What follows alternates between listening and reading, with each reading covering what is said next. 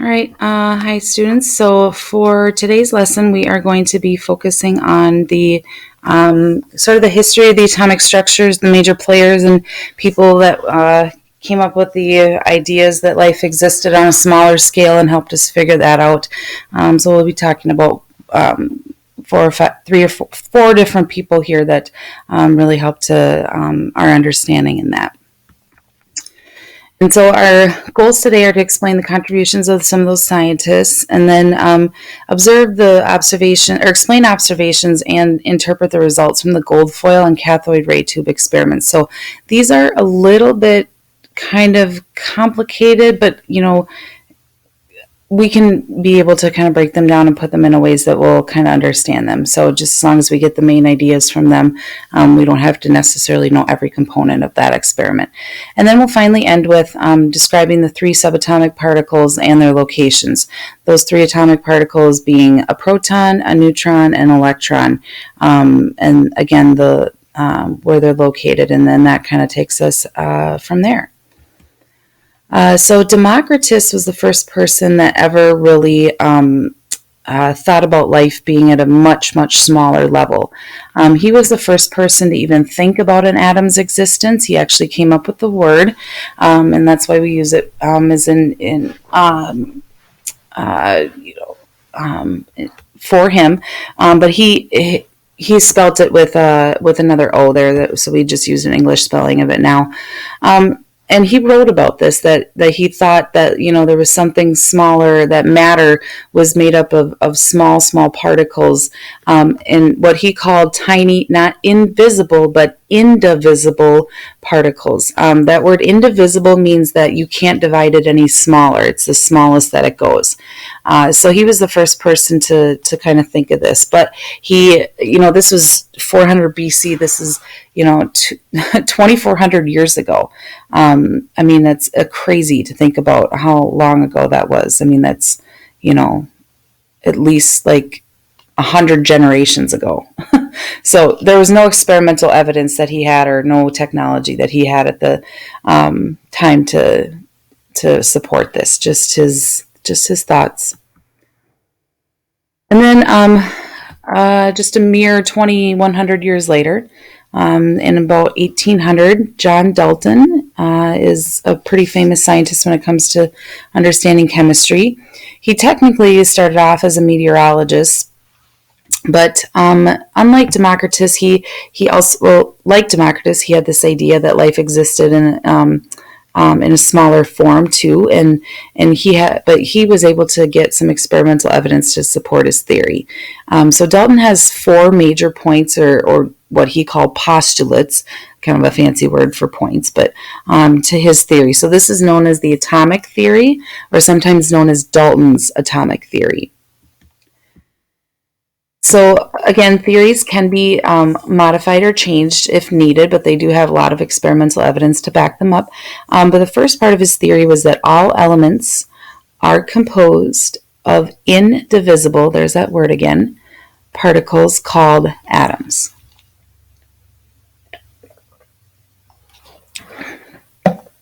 So his theory was that atoms were the smallest particles that not life existed, because life, the smallest unit would be a cell, but that matter existed was in atoms. And number two, atoms of the same element are identical, and the atoms of any one element are different from those of another. So what this means is that all gold atoms are the same. They have the same mass, they have the same number of particles, and they have the same shape. Oxygen, same thing. Same number of particles in there, same shape. But then the atoms of one element are different from those of another. So gold and oxygen, very different from each other. Different sizes, different charges, different masses.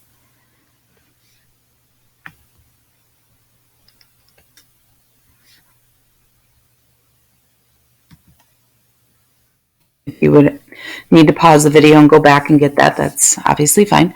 And then number 3 here talks about how he knew that atoms could combine with other atoms, but what he said is that they would combine or mix in whole number ratios. So oxygen combines with hydrogen to form a 2-to-1 ratio, so 2 hydrogens to 1 oxygen. So basically what this means is that he theorized that it wasn't possible to have half of an atom. You can't have half of an oxygen or half of a hydrogen. All right, so that was his idea or theory there.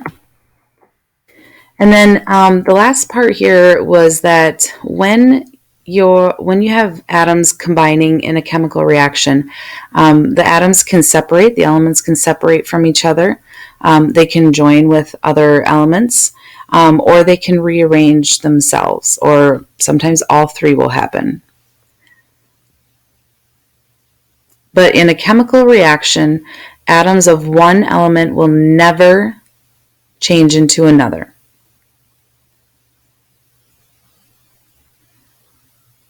So what this is saying is that, kind of like it's similar to the law of conservation of mass that we had. So, if you have a reaction that involves, hydrogen, carbon, and oxygen in your reactants, then those are the 3 elements that you should have in your products: hydrogen, carbon, and oxygen.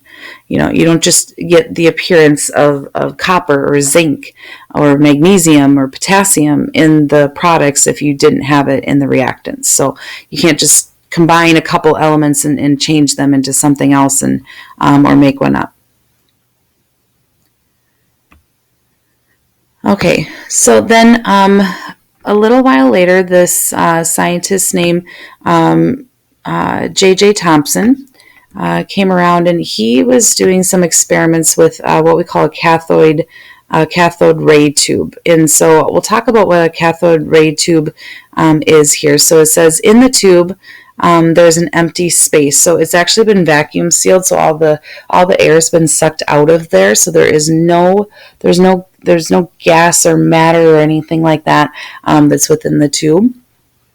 And so it's an empty space, but energy is able to move through the tube in the form of an electric current.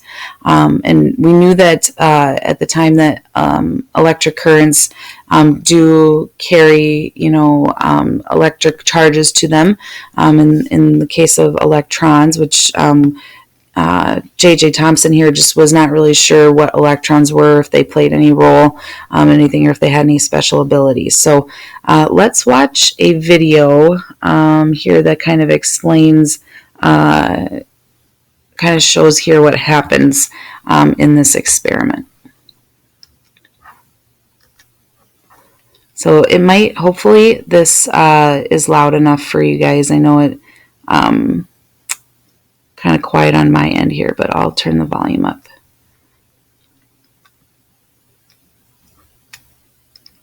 Okay, this is a cathode ray tube. What it essentially is, it's a vacuum chamber. There are no gases inside this glass tube.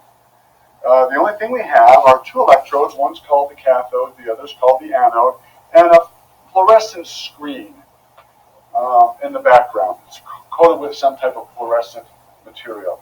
When I turn the power supply on, we'll see a beam that causes that fluorescent screen to glow. Looks like a nice straight line, doesn't it? We call that a cathode ray because it emanates or begins at the cathode and shoots across over to the anode.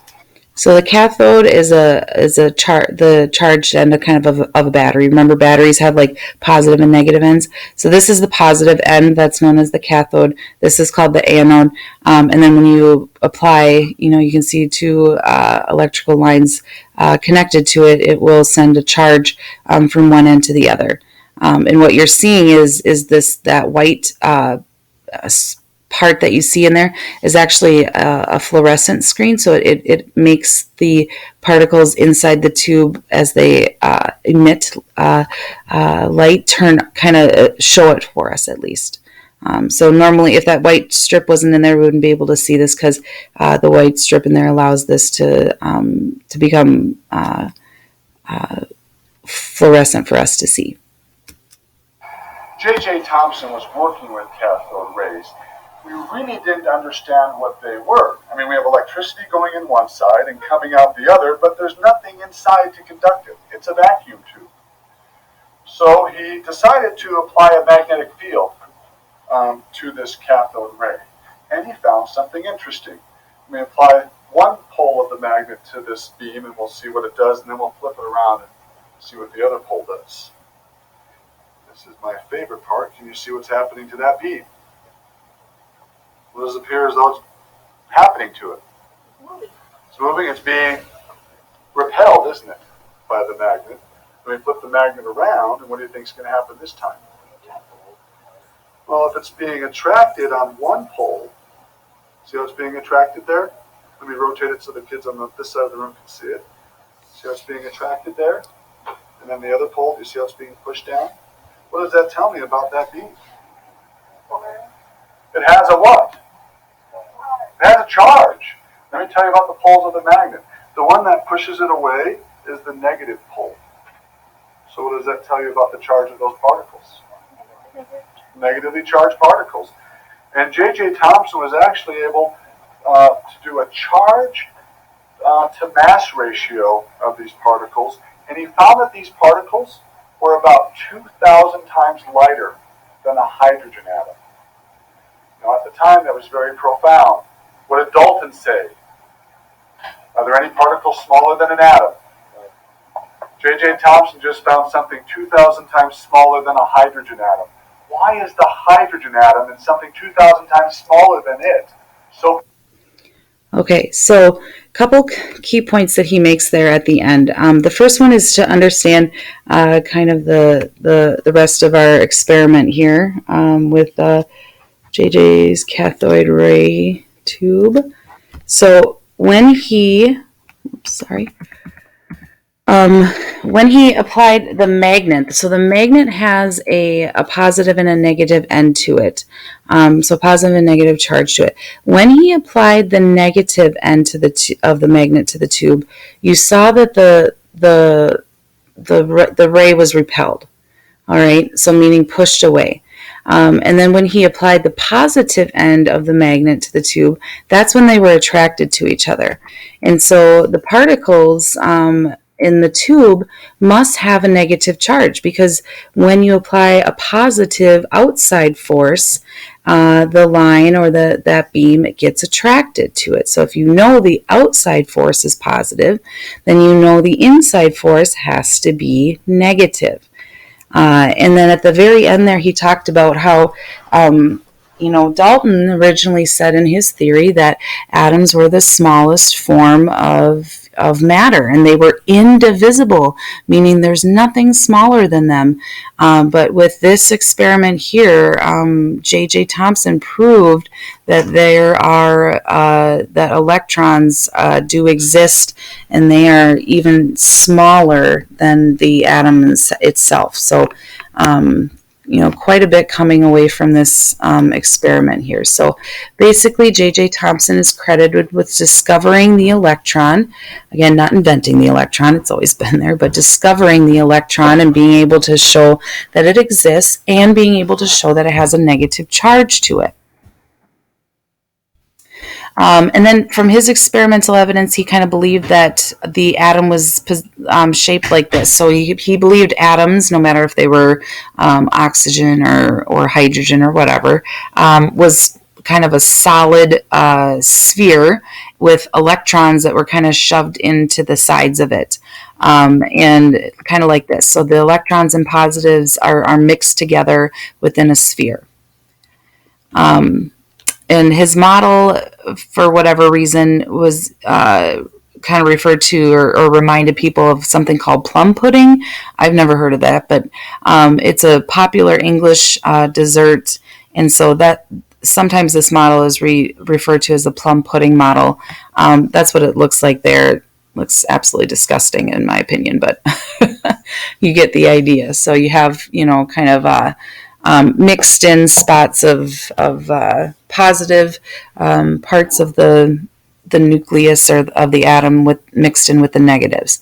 Now, moving forward, this is also wrong with the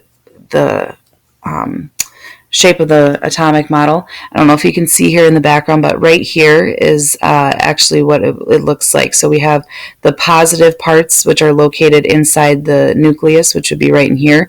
The electrons are all along the outside in what we call an electron cloud. So again, also gave us important information, but just needed to be modified too. So the next one that we'll talk about here is called, his name is Ernest Rutherford. And so these are either known as sometimes as the gold foil experiments or the Rutherford experiments. And what these did was they helped us discover the nucleus of the atom. So I was just kind of pointing that out in the picture here in the background.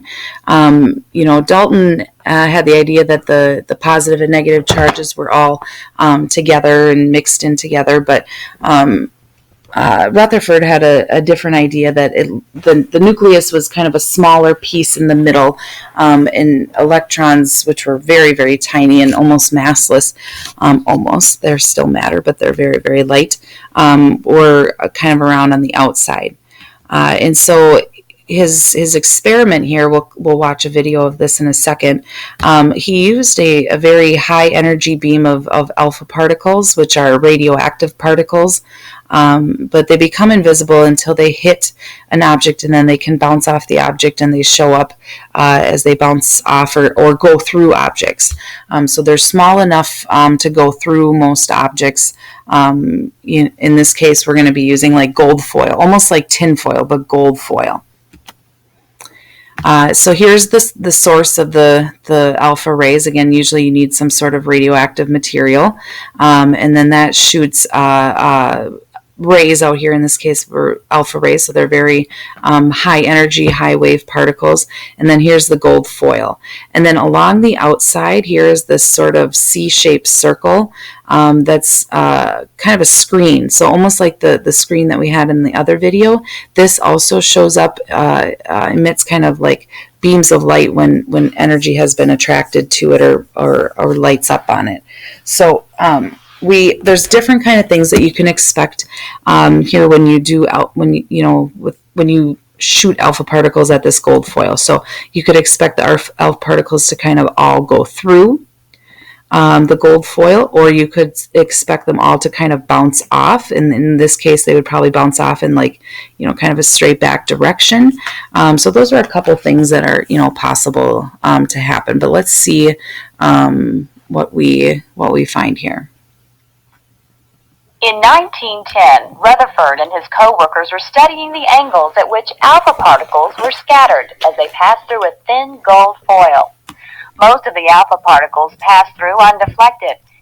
So if you watch this, and they come out fast here, but a lot of them are coming through what she said undetected. So they're hitting this back part here. That's if they're coming through undetected, it means they're just going straight back. But notice that not all of them are. Some are kind of, bouncing off and hitting different sides of the container or the screen here. So just keep watching. However, a few were found to be scattered at large angles, some even back in the direction from which they had come. This meant that they had collided with an object much more massive than the alpha particles themselves, yet so small that only a few alpha particles encountered them. This atomic level view shows what is happening. Most of the atom is occupied by the low mass electrons. The nucleus is small and massive. When an alpha particle encounters a nucleus, it is scattered at a large angle. Whoops. All right, so as the video shows here, the nucleus are these darker orange structures here. The atom is the entire circle, though, but you can see that hazy ring around it. Particles are able to move through that ring because there's nothing massive that's in there for it to deflect. So the only things that would stop it are these tiny little structures throughout here. And so what they notice is that it sometimes would just go all the way straight through. Sometimes it would hit like the side of a nucleus in this, and then kind of bounce off at an angle back here. So it wouldn't come straight back, but it would come through and then kind of go at an angle. And then other times it would bounce off back completely. So I just want to you guys to kind of watch that again on high speed. What is happening. Most of the atom is occupied by the low mass electrons. The nucleus is small and massive.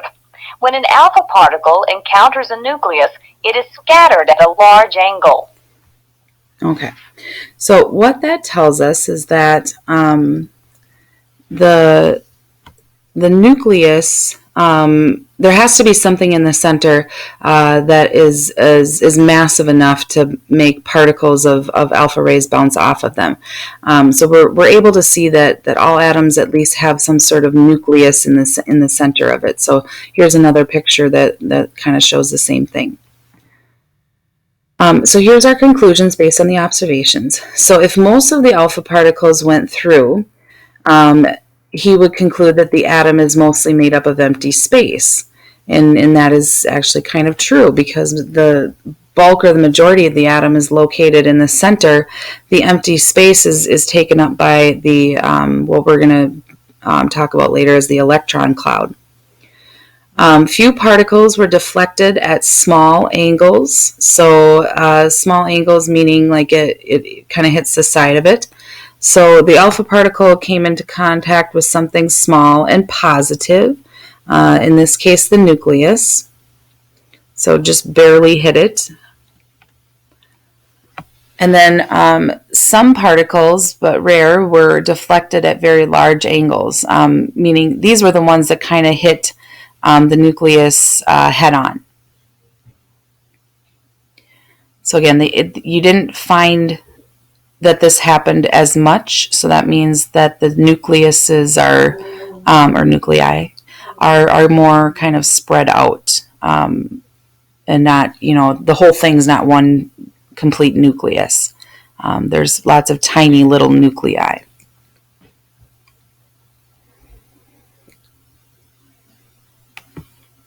So again, with this one, the second one here, it's the particles would have come into something, close to the nucleus and kind of been deflected. And then with this one, they actually directly hit the nucleus and came back.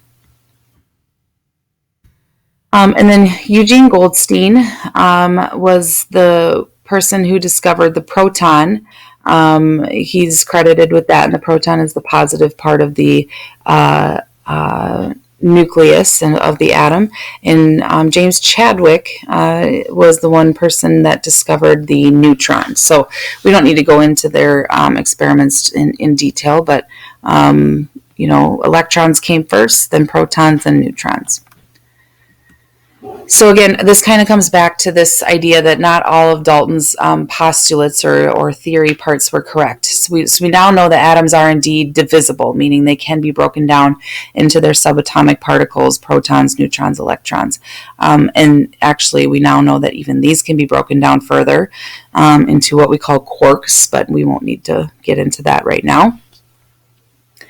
And then he one of his theories there also stated that all atoms of the same element are identical, meaning that they're, all the oxygen atoms are the same. They have the same number of protons and electrons, neutrons, and they have the same shape. This was also incorrect. We have since learned about what we call isotopes. Isotopes exist for lots of different elements, but we'll talk about these later. So isotopes are just, they have differences in their neutron numbers, so they cause differences in masses. So we'll talk about that a little bit in, I think, concept 2. And then, so I'm going to leave this up here for us to finish off. So we have the 3 subatomic particles, a proton, and usually we show this with a lowercase p and a positive sign. The charge of a proton is a +1 charge, so it just has a charge of a positive 1 charge. Its relative mass, we'll say, is 1. it's not like if I put it on the scale, it would weigh 1 gram. But in the scheme of everything else, it will say it's 1. Neutrons we usually show with an N. Sometimes we also show it with an N0. So I'm going to actually have you add a little 0 right above the N there, kind of where the plus is on the P. It's sort of like a superscript, meaning it goes above there a little bit, kind of like an exponent. The charge of a neutron is 0. It doesn't have a charge. It's neutral. And it also has a mass of 1. So we can count these two together. So if you have 1 proton and 1 neutron, you have a relative mass of 2. And then you have an electron, which we always show with a lowercase e with a minus sign. And as you might have guessed, this has a charge of -1. But as you might not have guessed, it does not have a mass of 1. Look at the relative mass. It's about 1 over 18/40th of the mass of a proton or neutron. So these are extremely, extremely light. They do have mass, but it is just very, very small. So usually we don't even consider these into the mass of the entire atom. So location of the particles. Protons are located in the nucleus. Neutrons are also located in the nucleus. Electrons, though, are located in the electron cloud, which is outside the nucleus. And so usually we kind of either draw it with kind of a haze around it, or if you look in the background of this, you can kind of see these rings that are kind of going around, sort of like the rings of Saturn, with a little gray dot. Those usually are another way that we can represent it. We'll talk about electrons a lot. Electrons are responsible for a lot of different interactions when it comes to chemistry. I'm going to stop the notes right there. So I don't know how much we have. Oh, that was actually the last one. So I'll just have this up here. So an atom is considered neutral when it has the same number of protons and electrons. So the number of protons and electrons, because protons have positive charges, electrons have negative charges. And so all neutral atoms have, if they have 4 protons, they have 4 electrons. If they have 4 electrons, they have 4 protons. So these ones would be considered neutral. So this is all you have to do for today. Just get finish up those notes here, and we'll talk about them more the next time you get back.